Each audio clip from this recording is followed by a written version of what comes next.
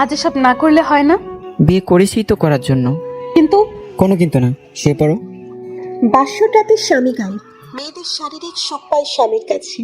তারা স্বামীর থেকে সব সুখ আশা করে। স্বামীর আদর, স্বামীর স্পর্শ, স্বামীর শ্বাস তাদের সুখ।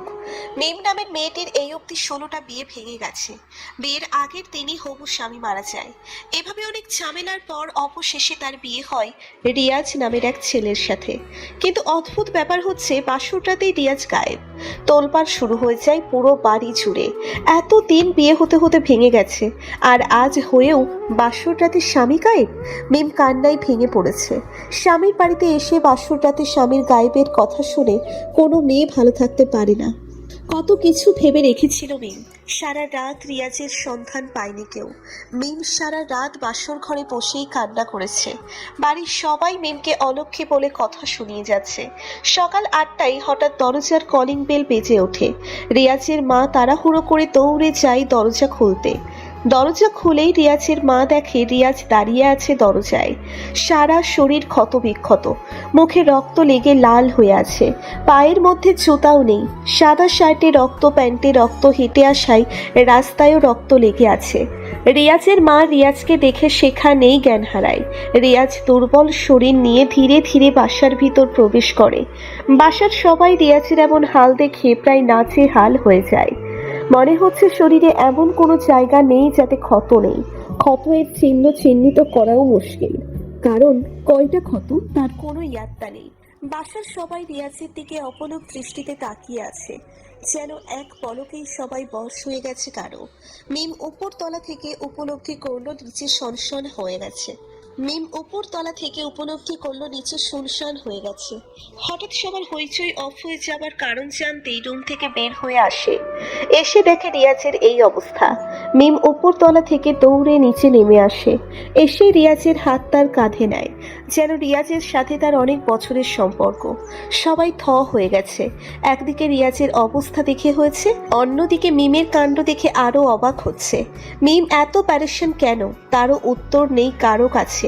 মিম রিয়াজের এক হাত তার কাঁধে নিয়ে রুমের দিকে নিয়ে আসে, আর এক হাত দিয়ে ডাক্তারকে কল দিয়ে আসতে বলে। রিয়াজকে খাটে শুইয়ে দিয়ে মিম পানি আর জলপট্টি এনে রিয়াজের হাত পা পরিষ্কার করে যাচ্ছে। বাড়ির সবাই এতক্ষণে রিয়াজের রুমে এসে কাণ্ড দেখে যাচ্ছে। অন্যদিকে রিয়াজের আম্মুকে রিয়াজের ছোট বোন জাকিয়ে তুলে মুখে পানি মেরে। এতক্ষণে ডাক্তারও বাসায় হাজির।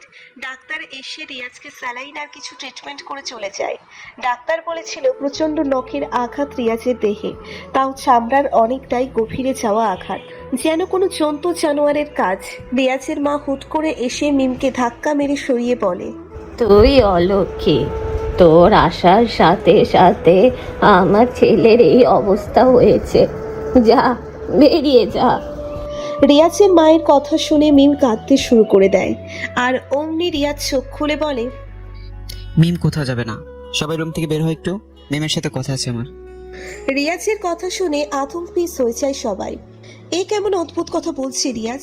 তবুও রিয়াজের কথা অনুযায়ী সবাই রুম ত্যাগ করে বাহিরে যায়। মিম দরজার কোনায় দাঁড়িয়ে কান্না করেই যাচ্ছে। সবাই রুম থেকে বের হতেই মিম দরজা বন্ধ করে রিয়াজের পাশে এসে বসে। রিয়াজ, আমি হয়তো অলক্ষী, বারবার আমার জন্যই সবার বিপদ হয়, তুমি আমাকে ক্ষমা করে দাও।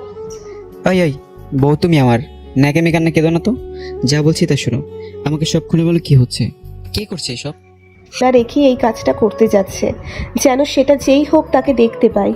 রিয়াজ মিমকে বিছানায় নিয়ে শোয়ানোর সাথে সাথে রিয়াজের টেবিল থেকে তৈলের বোতলটা পড়ে যায়।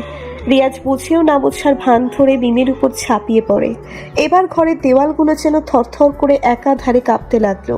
রিয়াজ সুযোগ বুঝে আসল মিশনে যেতে প্রস্তুত নেয়, আর তখনই বাড়ির বাহির থেকে রনি চিৎকার দিয়ে বলল, রিয়াজ, তোর মা মারা গেছে।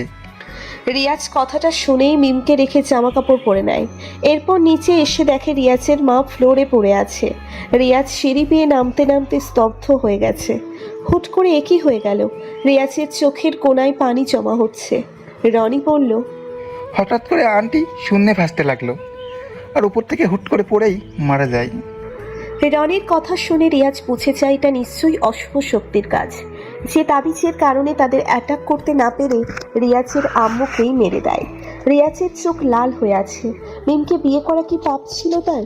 রহস্যের বাঁধন খুলতে নাকি অনেক কিছু হারাতে হয়, কিন্তু এভাবে নিজের জন্মদায়িনী মাকে হারাবে তা কখনো ভাবিনি। রিয়াজের আপু অনেক আগেই মারা যায়। যখন রিয়াজের বয়স 6 বছর ছিল তখনই একটা রহস্যের ছায়ার আকৃতি বোঝার জন্য নাকি ছুটেছিলেন, যার জন্য নিজেকেই বলি দেয়। আর সেই থেকেই রহস্যের পেছনে ছোটা রিয়াজের নেশা হয়ে দাঁড়ায়। প্রতিজ্ঞাবদ্ধ হয় যে কারণে নিজের আব্বুকে হারিয়েছে সেই কারণটাকেই হার মানাবে সে। কিন্তু অবশেষে আবার হেরে গেল নিজের মাকে হারিয়ে। এবার আরও জেদি হয়ে যায় রিয়াজ। মিম বাড়ির এক কোণে দাঁড়িয়ে কান্না করছে। রিয়াজ মায়ের লাশের পাশ থেকে উঠে সবার উদ্দেশ্যে বলল, এখানে মিমের দোষ নেই, একটা অভিশাপ আমাদের পিছু পড়ে আছে, আর যে কোনোভাবে অভিশাপকে শেষ করবো আমি। মায়ের লাশ দাফনের ব্যবস্থা করা হোক। কথাটা বলেই রিয়াজ চলে যায় উপরে। মিম অবাক হয়ে যাচ্ছে রিয়াজের গর্বে। তার আগমনের কারণে এসব হচ্ছে সে বুঝতে পারছে, তবুও রিয়াজ তাকে এতটা ভালোবাসে এইটা ভেবে অশ্রুপাত আরেকটু ঘন হয় মিমের। এদিকে মিমের বাপের বাড়ি অর্থাৎ রিয়াজের শ্বশুর বাড়ির লোকজন এসে পড়ে। রিয়াজের আম্মুর মৃত্যুতে সবাই শোকাহত।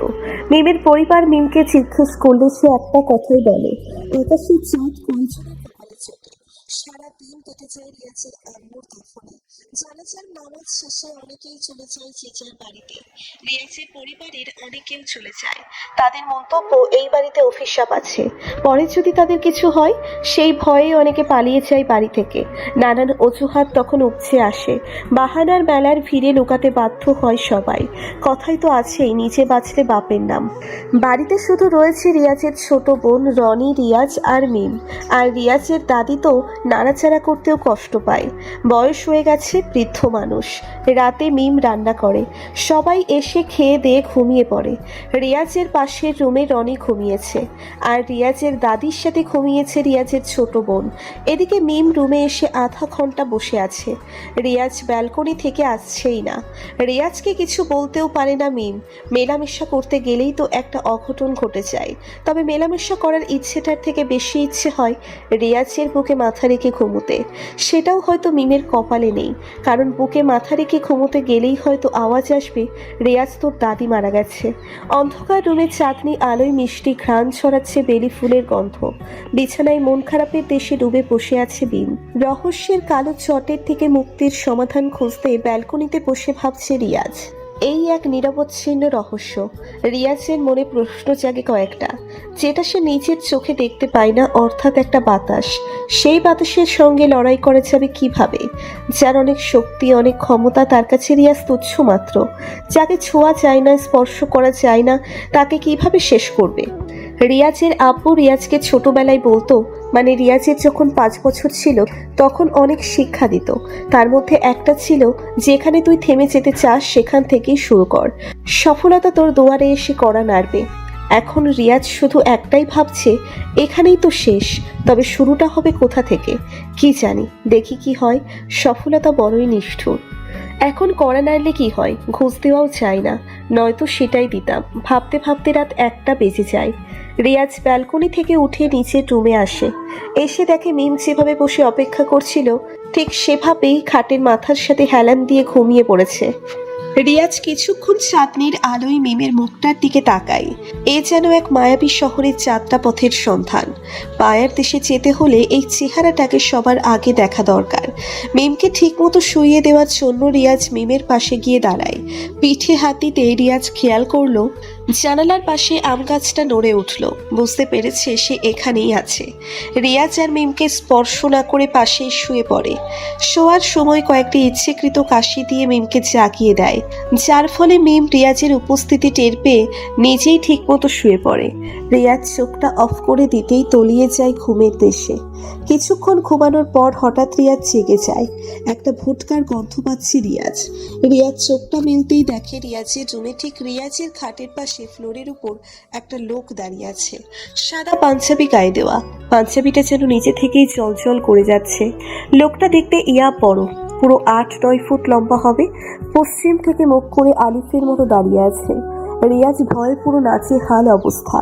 সরাসরি এমন অলৌকিক কিছুকে আগে কখনো দেখেনি রিয়াজ। কিছুক্ষণ পর লোকটি হাঁটুতে হাত দিয়ে মাথা নিচু করে।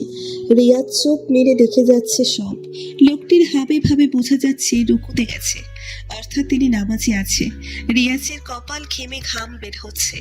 লোকটির রুকু শেষদাহ সব দেখে যাচ্ছে রিয়াজ। দেখতে দেখতে লোকটির নামাজ শেষ হয়ে যায়। নামাজ শেষ হতেই সে রিয়াজের দিকে হুট করেই চোখ বড় বড় করে তাকায়। মুখটি ভীষণ কালো, তার চোখ দুটি সাদা সাদা। রিয়াজের দিকে তাকাতেই রিয়াজ ভয়ে একটু কুকিয়ে উঠল। আচ্ছা, লোকটি কে? ভূত, জিন নাকি মানুষ? কি হতে চলেছে রিয়াজ আর মিমের কপালে, সবই জানতে পারবেন পরবর্তী পর্বে। লোকটি রিয়াজের দিকে তাকিয়ে অদৃশ্য হতে লাগলো। সাদা আলোয় যেন মিশে যাচ্ছে। ওনার পুরো শরীর ছোট ছোট আলোর রূপ ধারণ করেই গায়েব হয়ে গেল। বাতাসে যেন মিলে গেল উনি। রিয়াজ অপলক দৃষ্টিতে তাকিয়েই আছে। এইটা কি ছিল? কোনো জিন? সম্ভবত সেটাই হবে, কারণ সাদা পাঞ্জাবি পরিহিত লোক নামাজে ছিল, তাও কিছুক্ষণ পর গায়েব হয়ে গেল। নিজের চোখে না দেখলে যে কেউ বিশ্বাস করে না, তারই একটা ইঙ্গিত। রিয়াজ ধীরে ধীরে মিমকে ডাকতে লাগলো। মিম ঘুমের মাঝে তলিয়ে গেছে, কোনো হুঁশ নেই। রিয়াজ পিছু ফিরে মিমকে ডাকতে গিয়েই দেখলো মিমের ওপাশে অর্থাৎ খাটের পাশে সেই লোকটি দাঁড়িয়ে আছে। রিয়াজ লোকটিকে দেখেই ভয়ে আবার উল্টো দিকে মুখ ফিরিয়ে ফেলে। ভয়ঙ্কর এই চেহারা সে আর নিতেই পারছে না। এইবার রিয়াজের কাছে সব কিছু ধীরে ধীরে পরিষ্কার হতে লাগলো। এই চিন্তাই মিমকে শান্তি দিচ্ছে না। সম্ভবত মিমকে পছন্দ করে, কিন্তু কিভাবে এই জিনকে রাস্তা থেকে সরিয়ে নেবে? ওর অনেক শক্তি, নিজের উপর আস্থা রাখার ব্যবস্থাটাও কাঁচা হয়ে গেল। মনে মনে রিয়াজ বলল, তোরে আমি ল্যাংটা করে ভাগামো শালা, বইয়ের লগেও একটু করতে দেস না। সকালে ঘুম থেকে উঠে দেখে মিম জানালার পাশে চুল ঝাড়ছে। শাড়ি আর ব্লাউজ পরে চেয়ারে বসে আছে। কোমরটা দেখতেই রিয়াজের দাঁড়িয়ে যায়। মানে গায়ের লোম।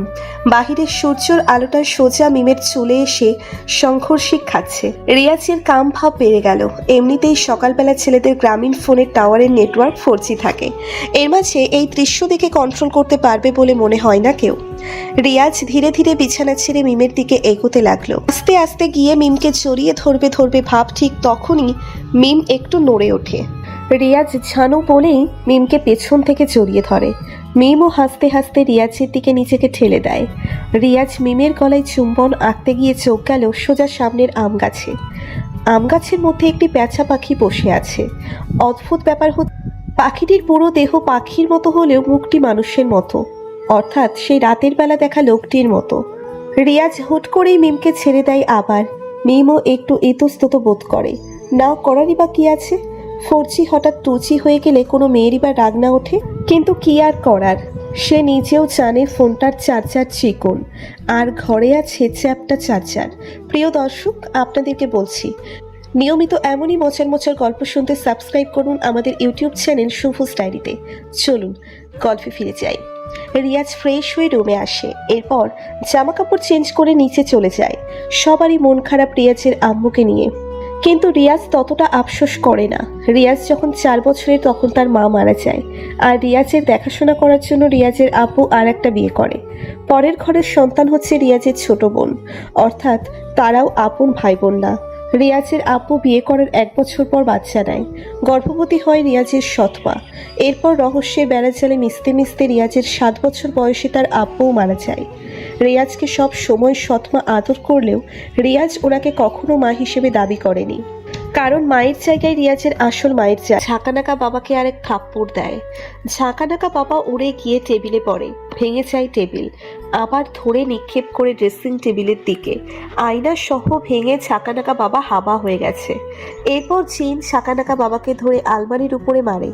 আলমারির উপরের কাঠের সঙ্গে ঝাঁকানাকা বাবার পা আটকে যায় আর ঝুলে যায় আলমারিতে।